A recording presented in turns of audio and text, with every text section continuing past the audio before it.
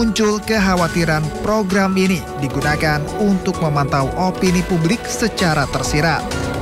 Meski PCO tidak pernah menyatakan tujuan pengawasan, kurangnya transparansi menyisakan pertanyaan.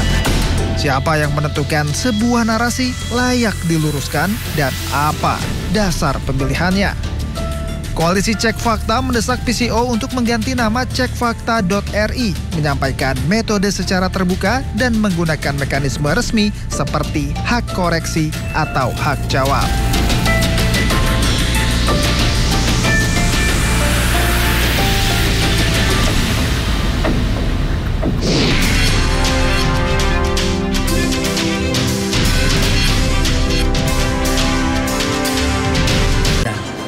Ikuti saya.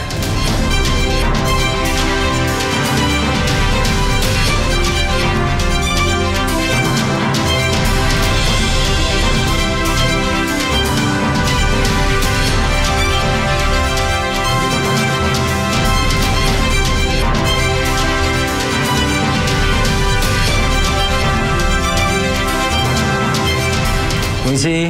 Wah, selamat datang. Ya, terima kasih Mas Rino ya. Ya. Oke. Selamat datang di kantor komunikasi Presiden. Baik, terima kasih. Ya. Ini kantor PCO berarti di sini ya? Betul, PCO. Oke. Mas, sebelum ngobrol lebih jauh, saya penasaran, ternyata Mas Rino masih sangat muda nih. Gimana ceritanya bisa masuk ke sini, Mas? Ya, memang perjalanan agak panjang. Jadi dulu belajar politik, terus di tahun 2013 diajak masuk kepada timnya Pak Presiden yang saat ini, Pak Prabowo. Memang waktu itu langsung masuk di tim komunikasi digital. Oke. Dan kami melalui beberapa pemilu ya. Dan alhamdulillah di 2024 akhirnya bisa melihat Bapak menjadi presiden. Sekarang punya program-program yang baik. Oke. Dan saya diminta kembali bertugas untuk di kantor komunikasi kepresidenan. Gitu. Berarti dari dulu sebelum Bapak resmi jadi presiden juga sudah memang menangani digital ya? Digital ya, jadi digital. Sekarang kan agak luas nih Mas Lukman. Kan? Teman-teman media juga kontennya bagus-bagus. Tapi memang banyak sekali fokus kepada media digital saat ini, ya kan? Dan tentunya kalau di kantor komunikasi presiden ya semua kanal digital, TV, radio. Pasti kita harus pastikan program-program Pak Presiden masuk di semua kanal itu.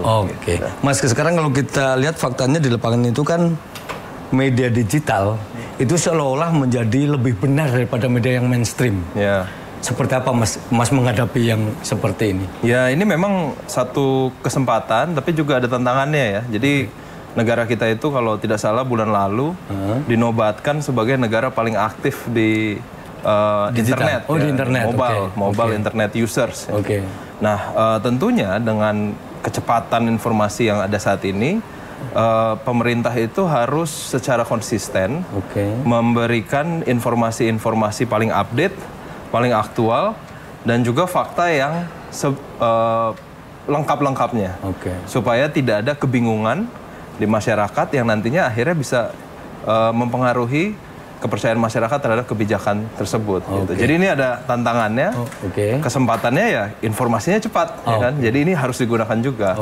Kalau dari analisis mungkin Mas Rino dan kawan-kawan di sini, kira-kira pernah ada sih Mas mengkalkulasi misalnya menghitung ini dalam setiap rentang sehari atau seminggu atau sebulan ada perbandingan nggak sih, misalnya yang mendekati tidak benar sekian persen, yang mendekati benar sekian persen, atau bahkan tidak benar sama sekali sekian persen? Ada analisa ke situ nggak? Ya, jadi semua kementerian, bahkan sekarang perusahaan-perusahaan juga punya yang namanya monitoring tool ya. Jadi kita pakai juga, dan di situ sudah ada rangkuman-rangkuman. Ini kira-kira kalau ada disinformasi tentang apa, mungkin sekarang bahasanya seviral apa. Iya, betul. Dan yang paling susah tentu mengantisipasi. Ya kan? Kita semua kementerian, lembaga, perusahaan, organisasi di seluruh dunia pengennya mengantisipasi. Tapi pada praktiknya itu hal yang paling menantang. Jadi kita punya framework, punya monitoring, kita lakukan yang terbaik supaya ketika ada disinformasi yang mungkin memang sudah melenceng jauh dari faktanya, Mas Lukman, itu langsung kita punya counternya bahwa faktanya seperti ini, tidak seperti yang narasikan mungkin di media yang mungkin tidak terverifikasi, ya kan, yang media sosial yang bebas semuanya. Jadi itu yang kita coba lakukan dari kantor ini. Oke, betul. Kan sekarang ini sebetulnya orang tuh banyak sekali yang mudah terpengaruh ya. Apalagi sekarang ini di era bonus demografi, Gen Z ini pertumbuhannya luar biasa. Dan mereka rata-rata mungkin penguasa dunia digital ya, hampir dikatakan, meskipun yang non Gen Z juga pasti menguasai juga itu. Tapi dengan maraknya yang seperti itu, sementara Gen Z ini kan kayak sumbu pendek gitu. Mereka kasih info ini langsung tes itu. Lebih reaktif ya. Nah betul. Bagaimana Mas untuk mengantisipasi ini? Ya memang ada satu generasi mungkin yang kita sebut dengan digital native. Jadi mereka dari lahir sudah terekspos ke dunia digital. Saya kebetulan berkarir cukup panjang di dunia digital dan melihat behavior setiap generasi terhadap dunia digital itu kan beda-beda. Nah, memang sekarang dan di beberapa kampanye PCO terakhir kita selalu mengingatkan kembali, coba dilihat dulu kontennya sebelum membagikan. Kan, jadi dianalisa dulu ini konten benar atau tidak sebelum membagikan. Itu yang pertama. Nah, yang kedua, jangan hanya terpaku pada satu informasi atau satu fakta saja. Kadang-kadang kita sekarang membaca di media yang mungkin belum ada verifikasinya, itu bisa saja faktanya tidak sampai 100%, bisa 20%. Beda dengan teman-teman media yang memang sudah terverifikasi. Ya kan? Tapi kan teman-teman ada proses redaksi nih. Ya. Dan kadang-kadang kan kalah cepat nih dengan yang pasukan jempol. Ya. Jadi saya selalu bilang, coba cek ke media yang memang kredibel, yang sudah terverifikasi, betul nggak ceritanya memang seperti itu.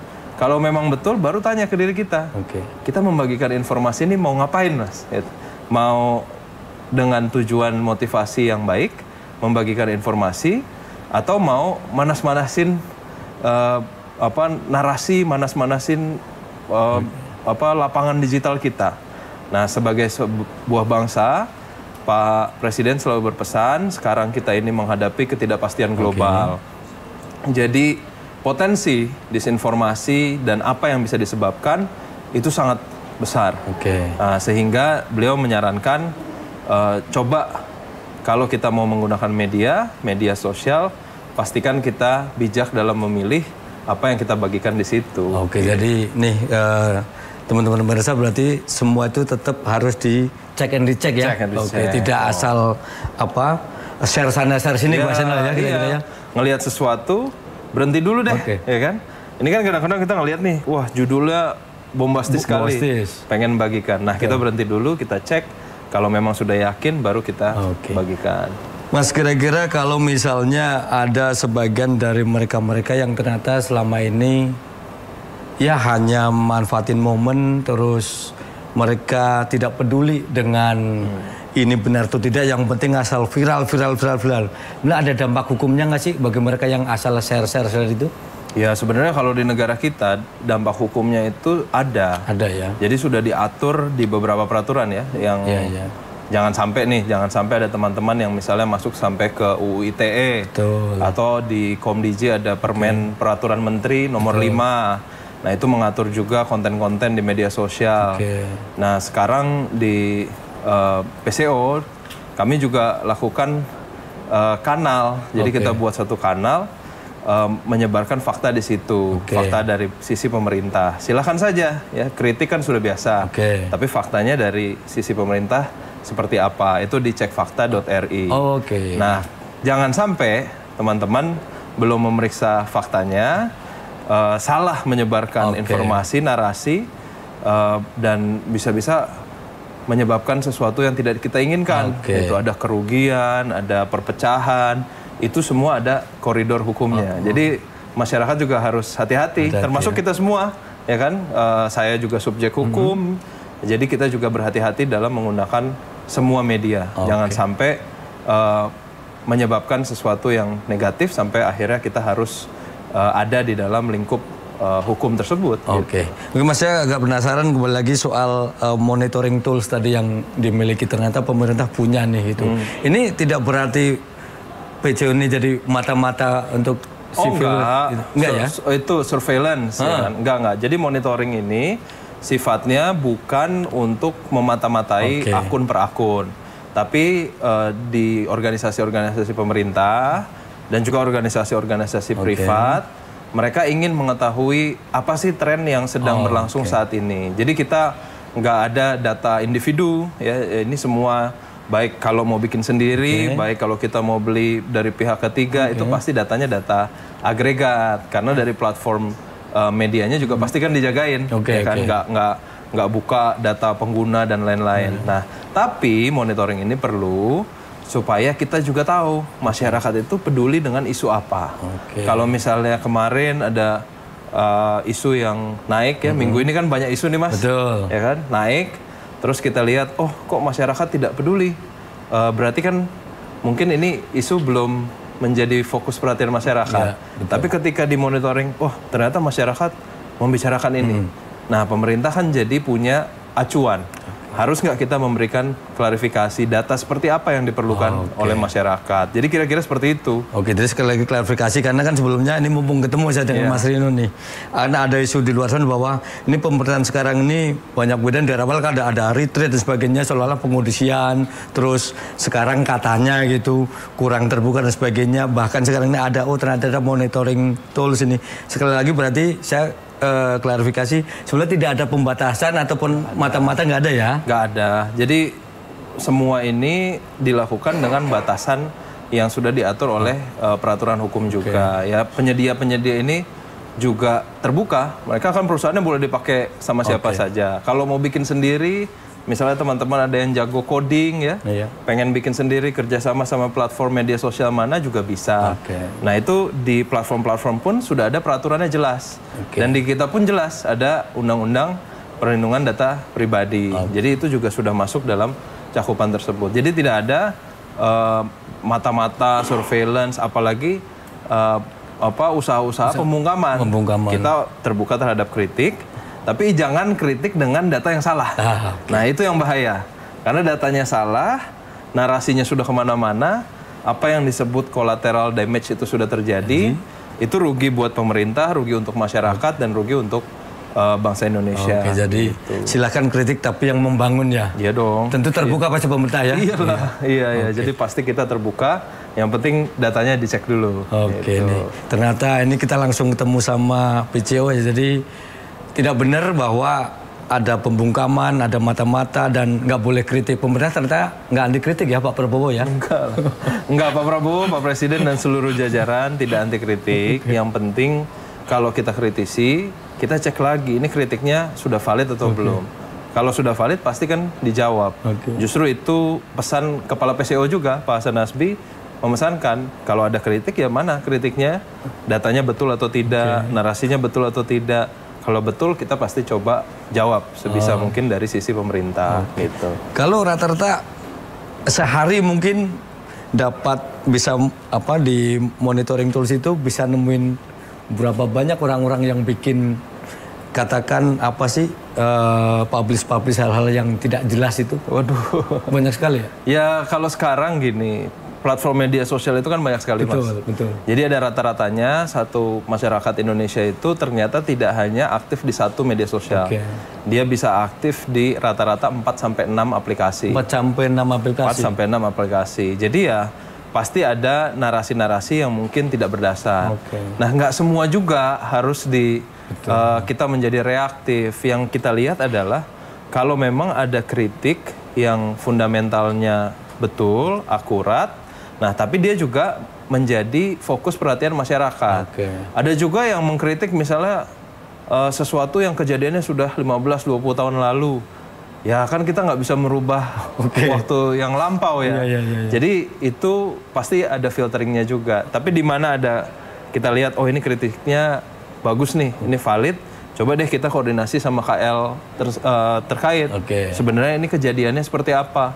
Kalau sudah dapat info yang baik, yang tepat, terus kita sosialisasikan di semua kanal, baik di media kami, baik di para juru bicara, itu dimasukkan poin tersebut. Jadi mungkin yang kritik juga nggak sadar bahwa oh ini poin ini sebenarnya dari kritik mereka gitu. Tapi yang penting kita tahu ini menjadi perhatian masyarakat. Itu kan untuk yang kritik bermanfaat untuk pemerintah maupun kita semua. Sekarang menurut saya kalau tiba-tiba menemukan kritik yang sebetulnya gimana kalau kita nyebutnya kritik yang kebablasan, yang ngawur, itu biasanya apa yang tidak langkah yang dilakukan langkah-langkahnya dari pihak PCO dalam hal ini pemerintah? Ya, kita ada satu inisiatif sekarang, inisiatif baru, namanya public outreach. Public outreach ini berarti satu tim yang setiap minggunya akan keliling ke komunitas-komunitas. Jadi tujuannya gini Mas, kita yakin pasti tidak bisa semua orang yang mengkritik kebablasan terus tiba-tiba kita ajak ngomong satu-satu. Karena kan jumlahnya ada berapa. Tapi yang bisa kita lakukan adalah menyediakan diri untuk macam-macam bentuk komunitas. Apakah dia akademisi, apakah dia asosiasi, mungkin ada grup-grup relawan, grup hobi, itu setiap hari Sabtu dilakukan ibaratnya seperti diskusi publik. Nah, harapannya yang mungkin kritik-kritiknya kebablasan ini, kalau mereka ada di acara-acara seperti ini, mungkin bisa menyampaikan secara langsung sebenarnya keresahannya apa gitu. Nah, di banyak hal yang atau di banyak situasi saya menemui teman-teman yang mungkin kritiknya sudah sampai pada titik emosi gitu. Itu sebenarnya dia punya perhatian dan keresahan terhadap apa yang terjadi di pemerintah. Dan ketika dijelaskan, ini sebenarnya yang terjadi, ini kenapa pemerintah melakukan A, pemerintah melakukan B, nah dia agak mikir sedikit. Tapi kalau tidak dilakukan diskusi mendalam, agak sulit kita merubah pemikiran hanya dengan, misalnya, jangan sampai balas-balasan komentar, akhirnya tiba-tiba jadi emosi semua. Nah, itu kita hindari. Makanya kita lakukan approach, ya sudah, lebih baik ada satu tim yang khusus menyediakan diri setiap minggu bertemu dengan macam-macam komunitas ini gitu. Biasanya bentuknya seperti apa? Bisa event terus juga bisa ke universitas ya kemarin. Jadi bukan kemarin, ini yang akan datang ada kerjasama dengan universitas. Jadi teman-teman kita, adik-adik kita yang di universitas bisa nanya langsung. Mungkin mereka punya kritik-kritik ya, punya saran, mungkin agak keras, nggak apa-apa, kita buka gitu. Dan itu disiarkan secara terbuka melalui media-medianya PCO. Jadi nggak ada apa ibaratnya settingan gitu ya. Ini pertanyaannya cuma boleh ini, nggak ada. Kita buka aja, ya, dan kita terbuka kalau memang ini datanya belum ada, coba kita carikan dulu. Itu kan fair juga. Itu. Tapi yang pasti ketika kita diskusi dengan komunitas-komunitas ini, tujuannya adalah supaya mereka punya kanal menyampaikan mungkin mereka punya keresahan, kritik dan lain-lain ke orang-orang yang memang ahli dan pimpinan di bidangnya. Baik, Mas Rino, ini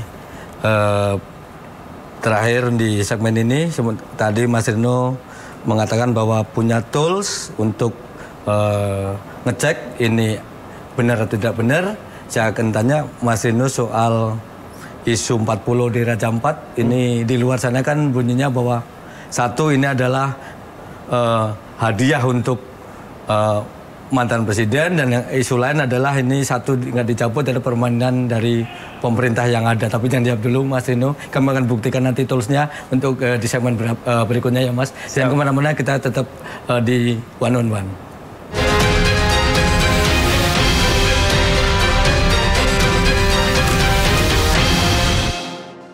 Anda menyaksikan Sindo Today. Hasil dipadam Bahan bakar, adu dorong, berdasarkan fakta kekerasan. Berat 1 kilo. kubajing loncat pental ke sungai. Ketua Umum PKB 2009 sabu banjir. Sindo Today setiap hari pukul 7:30 pagi live.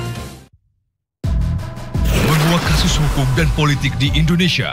Berencana menerapkan program wajib militer bagi anak-anak bermasalah, terutama Mengedepankan objektivitas dan juga fakta yang ilmiah. Saat proses pemusnahan amunisi kadaluarsa di Garut, Jawa Barat.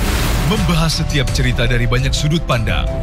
Ayah saya sendiri ya terkena tembakan di dalam kurungan.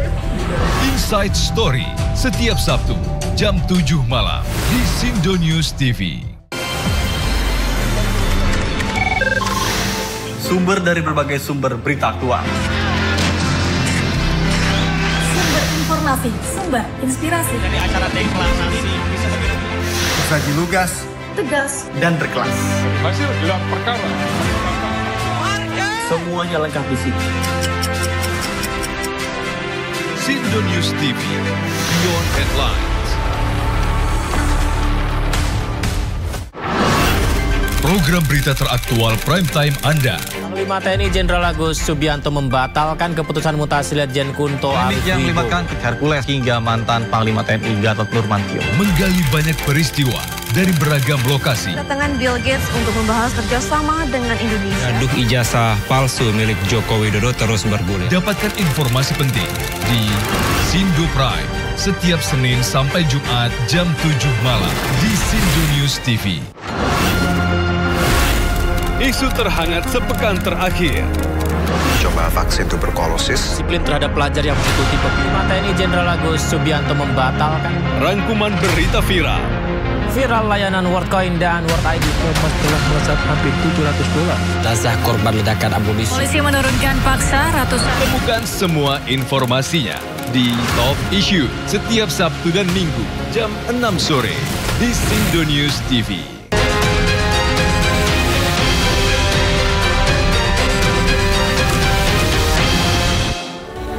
Tapi itu benar, yang muda-muda tuh mesti dijagain juga. Betul. Nah, kalau mereka kemakan terus. Nah, nih kita ngobrol di dalam sini aja, Mas Akuman. Baik, Mas. Yuk.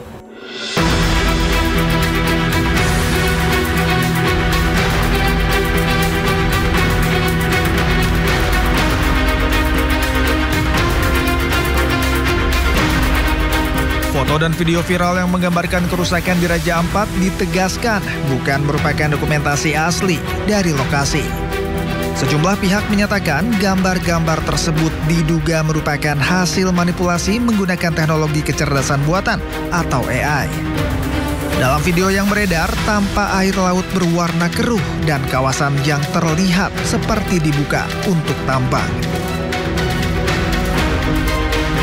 Banyak yang mengira lokasi tersebut berada di kawasan wisata Piai Nemo Raja Ampat. Namun, pemerintah menegaskan tambang nikel yang dimaksud sebenarnya berada di Pulau Gag yang berjarak lebih dari 30 km dari Piai Nemo. Menteri Investasi Bahlil Lahadalia serta Komisaris Utama PT Gag Nikel menyatakan bahwa semua kegiatan tambang dilakukan sesuai izin dan di luar kawasan konservasi. Tak hanya itu, beredar juga sebuah foto yang menampilkan pembakaran alat berat yang diklaim terjadi di Raja Ampat. Setelah ditelusuri, foto tersebut tidak ada hubungannya dengan Papua atau Indonesia. Foto tersebut merupakan dokumentasi dari insiden tambang ilegal di Kolombia. Polda Papua Barat Daya memastikan tidak ada kejadian pembakaran atau kerusakan di lokasi tambang di Pulau Gag. Sementara itu, Kementerian Komunikasi dan Digitalisasi sedang menyiapkan langkah penanggulangan hoaks berbasis teknologi AI. Pengamat dan aktivis literasi digital mengimbau masyarakat untuk lebih kritis dalam menyikapi konten visual. Di era deepfake dan manipulasi digital, kebenaran tak selalu sejalan dengan apa yang terlihat.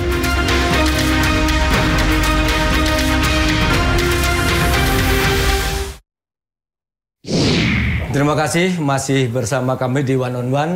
Kita memasuki segmen kedua dan tadi kita sudah bertanya tentang soal monitoring tools. Saatnya kita untuk membuktikan dengan cek fakta ya di sini nanti.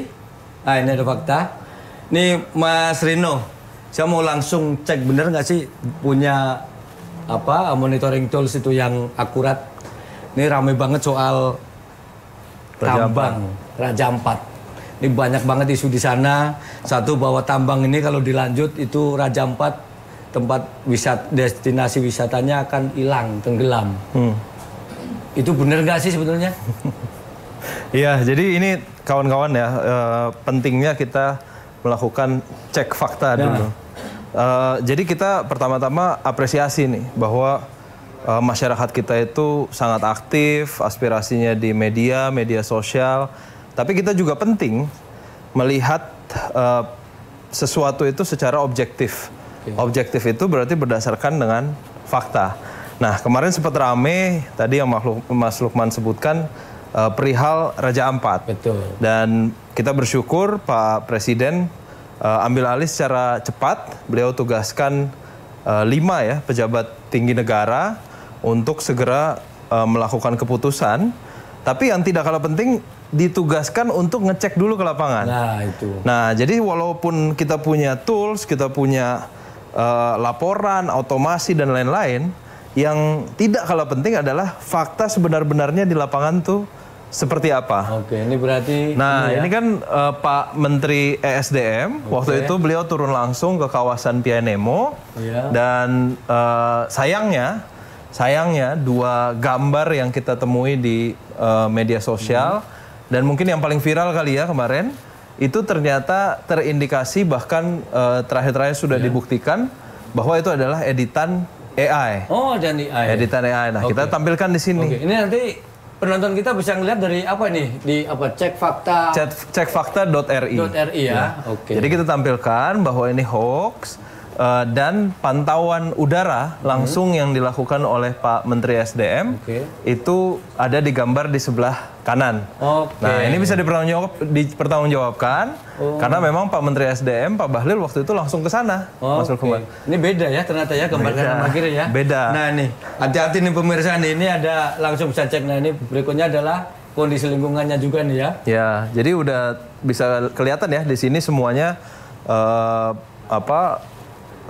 kondisi lingkungan itu masih terjaga. Ada beberapa yang terus ditingkatkan, tapi pada intinya tidak sampai ke kondisi yang ada di gambar yang editan itu. Dan itu yang membuat semua masyarakat kan kelihatannya mungkin agak sangat khawatir gitu ya.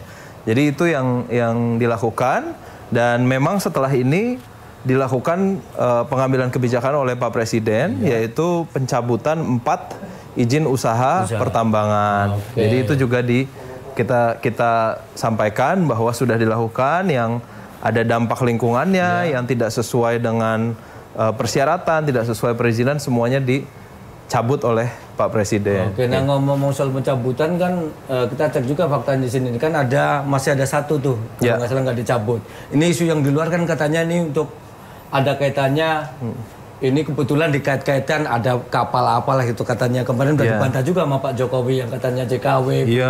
Tapi kalau fakta di sini ceknya seperti apa sebenarnya Pak Mas? Yang kan masih ada 1 itu kenapa belum dicabut juga? Jadi setelah dilakukan monitoring ke lapangan, disimpulkan bahwa yang bersangkutan memiliki fakta-fakta yang ada di layar ini. Jadi mereka dilakukan sebelum penerbitan penetapan Geopark Raja Ampat. Lalu mereka juga jauh dari Geopark, jadi berjarak kalau nggak salah sekitar 40 km. Nah itu ada tuh di poin kedua. 40 km. Kalau dikeruk juga butuh bertahun-tahun ya, nyampe ya. Dan mereka bekerja sesuai dengan rancangan kerja yang berlaku. Nah kita sebagai negara, Mas Lukman, kan kita melihat semua sesuai objektif dan sesuai peraturan.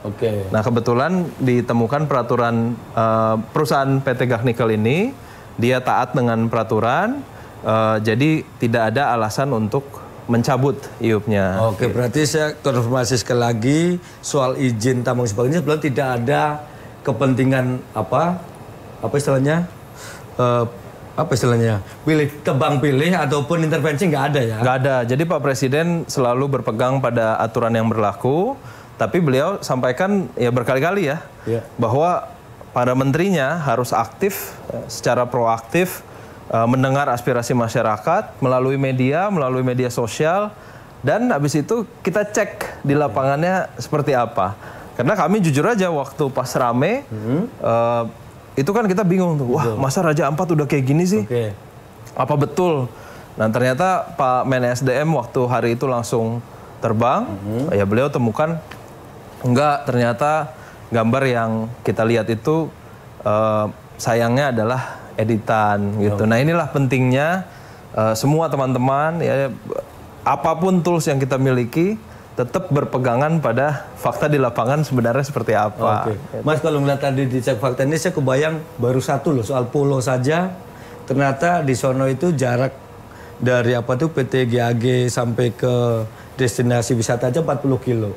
Itu aja di medsos begitu cepatnya ini hangus dan sebagainya. Ternyata jauh lebih cepat Mas daripada fakta di lapangan. Padahal kalau dibayangin kan 40 kilo itu kalau dikeruk pakai bego aja itu butuh bertahun-tahun loh itu nyampe ke sana. Iya. Nah ngadepin seperti ini kayak apa Mas? Kebayang saya stresnya itu.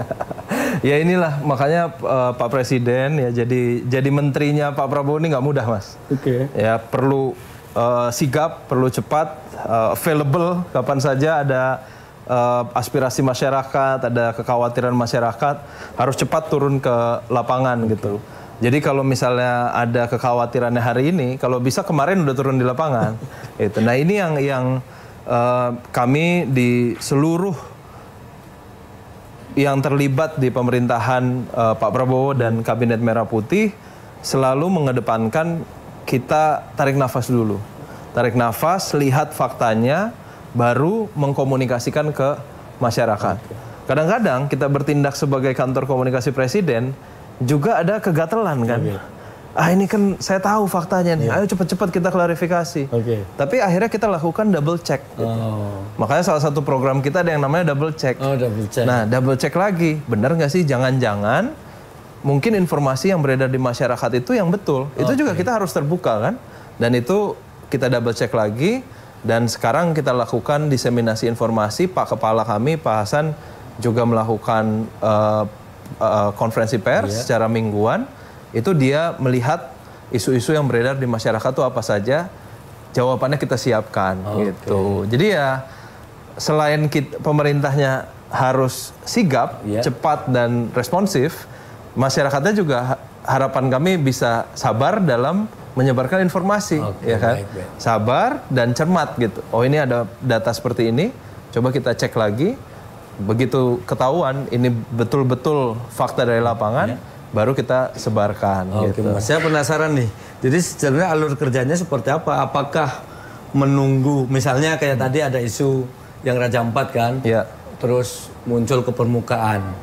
Ini alur kerjanya tim Mas Rino ini bekerja dulu terus lapor ke atasan terus nyampe ke Pak Presiden, atau biasanya langsung dari Pak Presiden dulu turun sampai akhirnya ke Mas Rino. Itu seperti apa? Atau timbal balik? Iya. Kalau di pemerintahan itu kan sangat dinamis ya Mas ya. Jadi bisa dua-duanya. Tapi kami juga perlu mengingatkan kembali nih Perpres, peraturan Presiden tentang kantor komunikasi kepresidenan, itu fokus utama kami adalah mensosialisasikan program dan kebijakan strategis Bapak Presiden. Nah itu menjadi tugas yang kalau dari 100% mungkin 85%-nya. Tapi di mana ada isu-isu yang menjadi krisis di masyarakat, tentunya itu adalah diskresi dan hak prerogatif Bapak Presiden untuk menentukan strategi. Ya, strategi, jadi bisa saja Bapak Presiden dulu yang menginstruksikan ini para menteri, kepala kantor komunikasi, tolong berikan informasi kepada masyarakat. Nah, lalu kepala kantor kan pasti langsung melakukan instruksi tersebut. Jadi itu bisa seperti itu. Bisa juga di lain waktu, misalnya kita lihat program makan bergizi gratis, itu kan setiap minggu ada perkembangan. Betul. Ada perkembangan positif, ada tantangannya juga. Ini sekarang sudah hampir 1.700 titik, jadi pasti ada tantangannya. Bisa juga kami yang jemput bola, karena ini merupakan program prioritas Bapak Presiden. Jadi kita yang jemput bola, kita yang tanya ke implementor di lapangan, ini program sampai mana? Tantangan-tantangan yang dihadapi sudah ada jalan keluarnya belum? Kalau sudah ada jalan keluarnya, kami harus komunikasikan kepada masyarakat. Jangan sampai dikira ada tantangan nih, ada isu, kita diamkan saja. Gitu. Nah itu bisa dua arah seperti itu. Jadi ya dinamikanya kira-kira seperti itu, Mas Lukman. Tapi sejauh ini pernah ada nggak Mas overlap antara kan masing-masing kementerian juga biasanya kan punya humas juga punya ya apapun lah itu namanya, humas atau juru bicara gitu. Suka overlap nggak? Berebut balapan publish gitu? Enggak, kalau justru kalau dari kami karena sekali lagi ya Perpres PCO itu fokusnya kan kebijakan dan program strategis. Nah, kita juga ingin terus membantu rekan-rekan kita yang sudah ada di KL, di kementerian dan lembaga. Kenapa? Karena kan mereka ahlinya, Mas. Betul. Jadi kami ini tugasnya bertindak sebagai satu penyambung informasi, ya mungkin dari Bapak Presiden dan para menteri seperti apa, kita sambungkan. Yang kedua, kita mensupport. Kecuali memang ada beberapa program yang kami diinstruksikan untuk terlibat langsung. Ya, jadi itu di program-program itu pasti tim kami turun langsung dalam sisi komunikasinya. Ya, kita siapkan diseminasi informasinya ke publik seperti apa, mungkin strateginya seperti apa. Tapi kalau program-program ini sudah ada kementerian pengampunya, tugas kami ya bekerja sama dan mendukung rekan-rekan di kementerian. Jadi tidak sampai balapan ya. Janganlah, negara kita ini saat ini Mas terlalu besar tantangannya untuk kita perebutan. Jadi udah kerjasama aja tantangan tuh masih besar. Nah ini kan juga berhubungan dengan yang tadi kita diskusikan bahwa masyarakat kita ini sangat aktif sekarang. Informasi itu nggak bisa hanya keluar dari satu pintu saja. Harus beberapa pintu, dan kalau memang informasinya sifatnya kritis atau sebutannya apa ya kalau sekarang ya level A1 gitu kali ya. Level A1 harus segera disampaikan, itu bahkan bisa disampaikan berulang kali. Baru mungkin masyarakat semuanya akan mendapatkan informasi tersebut. Kalau hanya satu pintu biasanya mungkin kelewat ya, mungkin ada konten yang lebih menarik. Jadi kita harus kerjasama untuk menyampaikan informasi ini. Oke, baik Mas Rino. Ini saya penasaran karena saya pernah baca-baca ternyata PCO ini salah satu pintu untuk istilahnya ya, mempublikasikan semua rencana presiden seperti tadi Mas Rino sampaikan ya. Saya kebayang ada tekanan nggak ya di sana ya dari kanan kiri itu. Tapi jangan dijawab dulu Mas Rino, jangan kemana-mana pemirsa, tetap di One on One.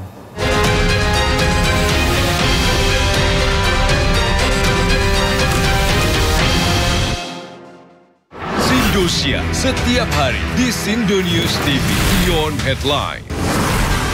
Sumber berita aktual tersaji lengkap di sini. Desa Polisi meringkus 7 pelak Presiden Prabowo Subianto berencana menangkap. Pagi ini kondisi arus lalu lintas terpantau dalam keadaan ramai dan lancar, begitupun untuk Sindo Today. Narkoba Polresta Sidoarjo deras disertai angin kencang. Pemerintah mengalokasikan anggaran sebesar 71 triliun. Mobil rombongan wartawan mengalami kecelakaan di Tol Pemalang, Batang. Sindosia. Korban meninggal dunia dalam timnas Indonesia masih berpeluang lolos ke Piala Dunia. 100 orang terluka dalam serangan udara Israel. Ibu kota Nusantara IKN merupakan langkah strategis. Sindo Sore. Kobaran api besar meluluh lantai. Banjir setinggi 75 cm mulai masuk secara bertahap. HT berjabat tangan dan berbincang akrab dengan Trump, Presiden ke-45 Amerika Serikat. Sindo Malam. Sindo News TV Beyond Headline.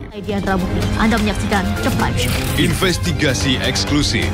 Penganiayaan. Pembunuhan. Dia harus dipukuli. Dari Gakum. Perlu saksi yang lain lagi. Mengupas isu-isu terhangat. Tidak bisa disertifikasi. Sudah dikapling-kapling. Sebuah tanya akan dijawab dengan tuntas dan berkelas. Nelayan juga ternyata kan bukan nelayan. Sangat pendidikan ya. The Prime Show. Setiap Kamis pukul 9:30 malam di Sindo News TV. Tujuannya untuk cewek-cewek gitu. Ini soal profesionalitas. So, kembali ke moral masing-masing. Kebijakan, bukannya orang titipan. Kegagalan dari rezim sebelum. Bagaimana bilang kegagalan ini masing-masing. Ya, Sepertinya gelap gulita di masa-masa yang akan datang. Ini Pak Prabowo batuk, menghindar sama udah tahu maknanya apa. Bapak anak ini apa? Menurut saya ada sesuatu yang janggal. Ikan. Oke. Udahlah. Saksikan Interupsi setiap Minggu jam 7 malam di Sindo News TV.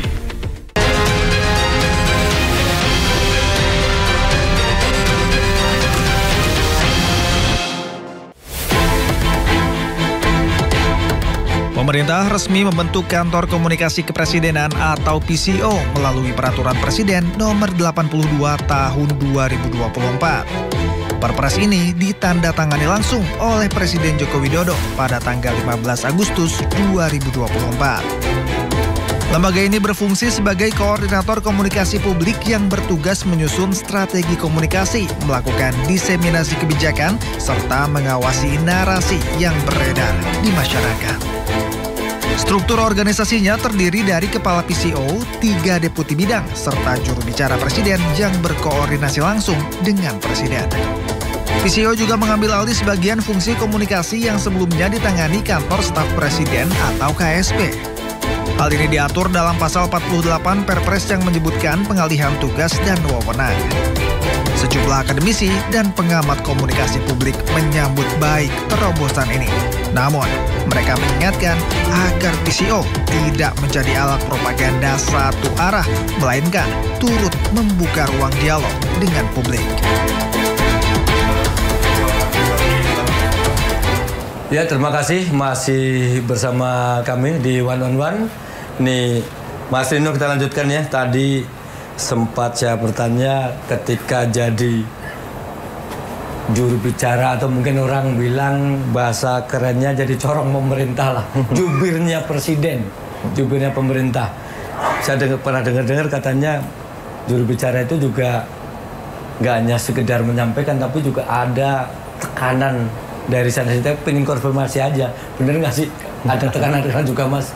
Ya, jubir presiden itu kan, ini supaya clear juga nih, Mas Lukman.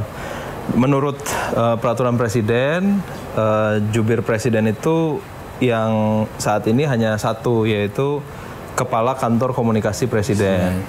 Kemudian beliau selaku pimpinan kantor itu mengangkat jubir per bidang. Nah, namanya jubir Kantor Komunikasi Presiden. Jadi kita pecah-pecah per bidang supaya sesuai sama keahlian.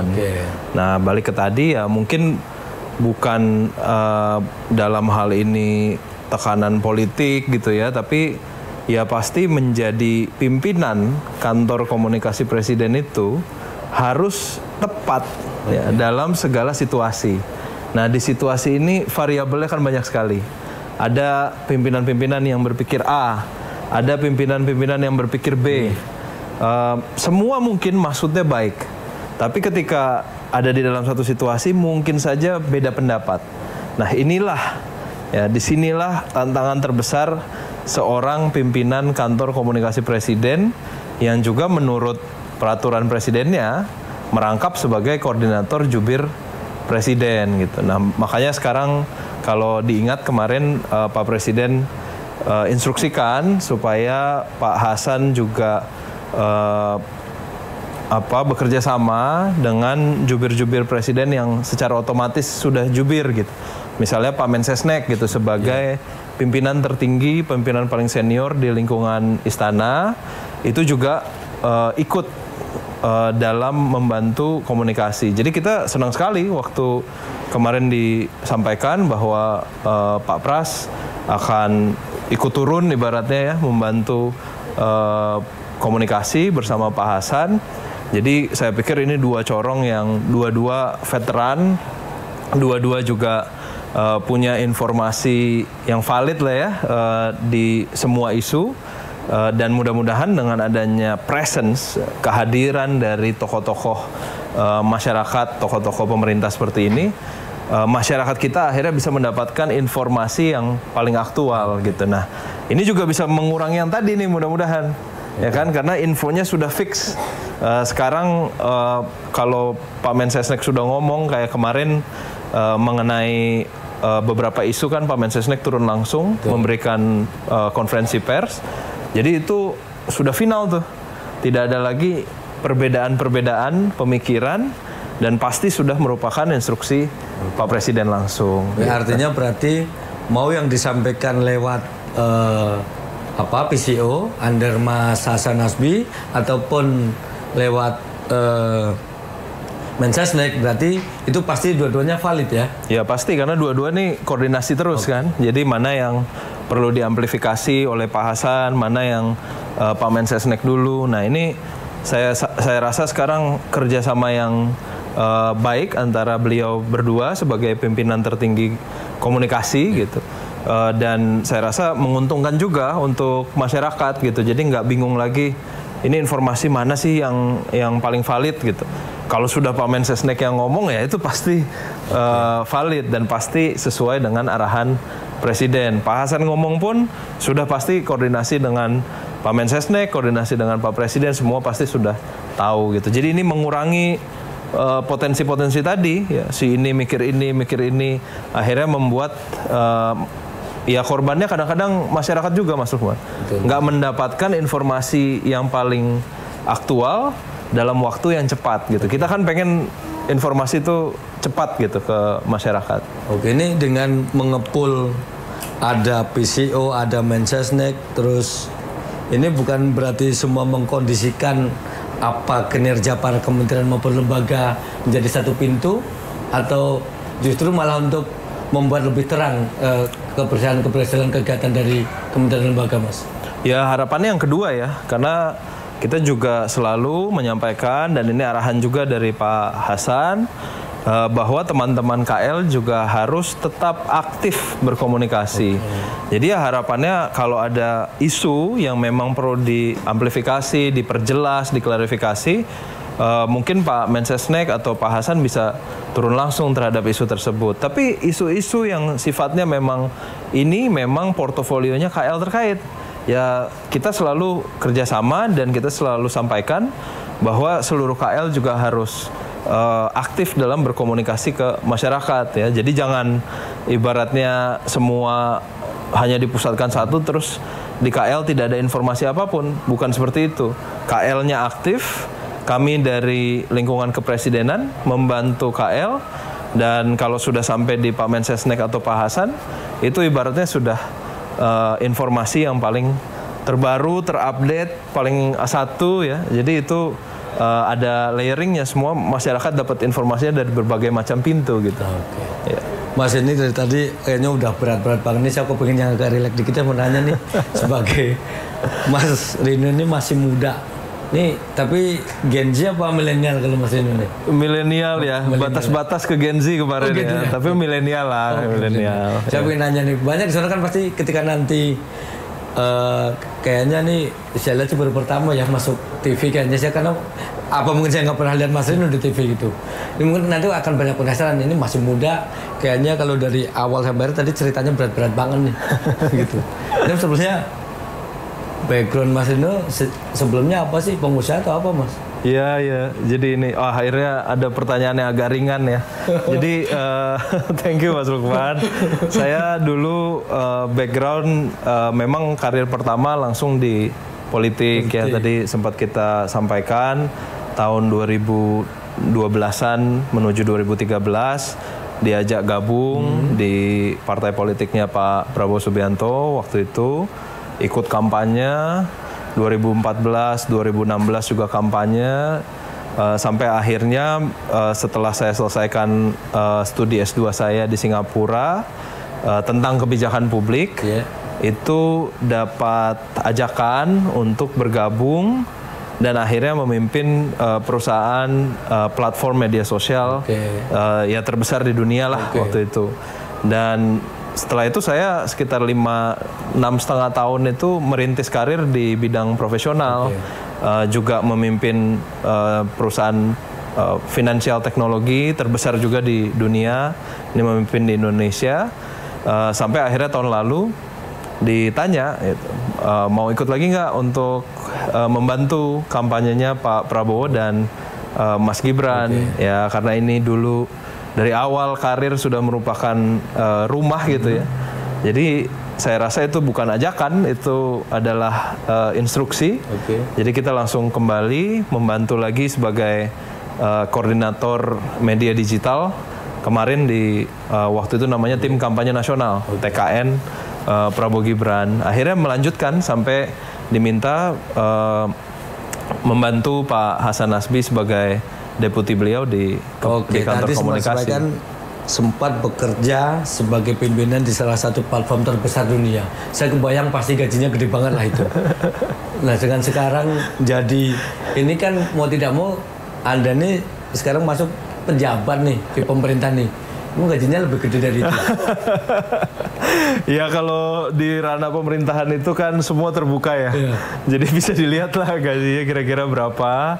Tapi ya memang jadi jawaban singkatnya ya pasti ada pembeda lah antara ranah privat dan ranah pemerintahan. Itu saya rasa terbuka sekali, informasinya publik ya.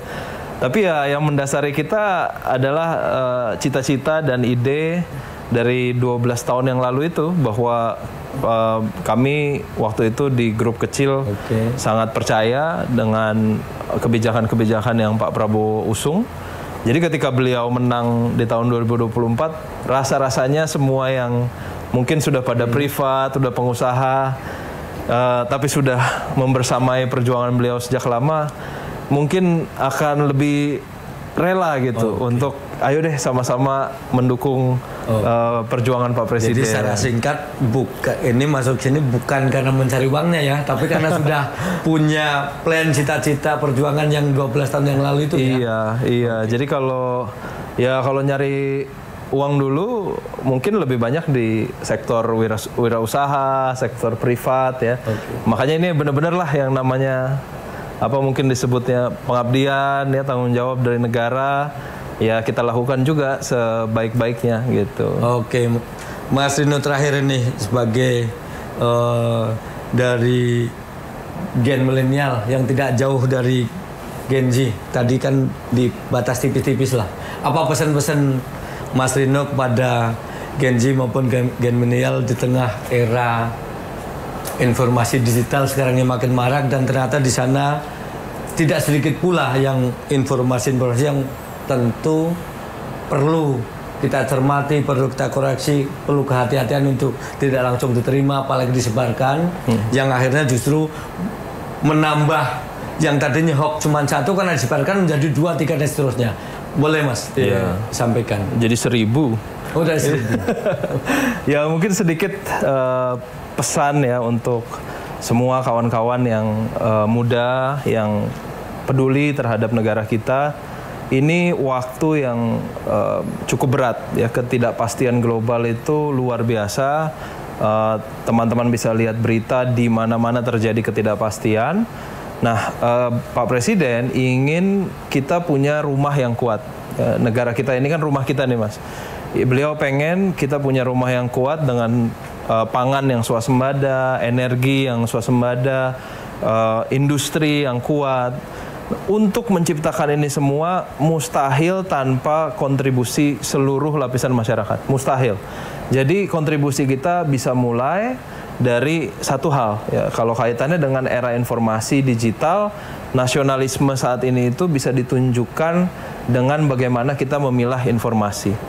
Memilah informasi yang kalau kita sebarkan dapat menyebabkan kerugian bagi orang sekitar kita, bagi negara, dan bagi cita-cita negara kita bersama. Itu kita tahan dan kita saring kembali. Saya rasa ini menjadi titik yang penting. Kalau ditanya sekarang nasionalisme era saat ini itu seperti apa? Ya, nasionalisme itu kita punya cita-cita bersama, kita wujudkan bersama.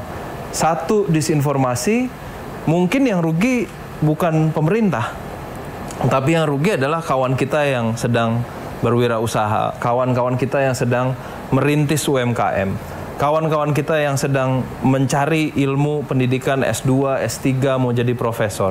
Karena satu disinformasi, mungkin mereka yang terdampak gitu. Jadi ini yang harus kita jaga bersama, dan insya Allah dengan kebijakan-kebijakan Pak Presiden yang terus kami buka untuk kritik dan saran ke depannya, ya, sebelum kita sampai di tahun 2045, kita betul-betul bisa menciptakan rumah yang kuat untuk seluruh masyarakat Indonesia. Baik, terima kasih Mas Rino.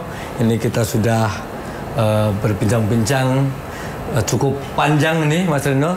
Dan terima kasih pemirsa, ini tadilah bincang-bincang saya dengan Mas Nodi Valdrino, ini Deputi Bidang Diseminasi dan Media Informasi dari Kantor Komunikasi Kepresidenan atau PCO.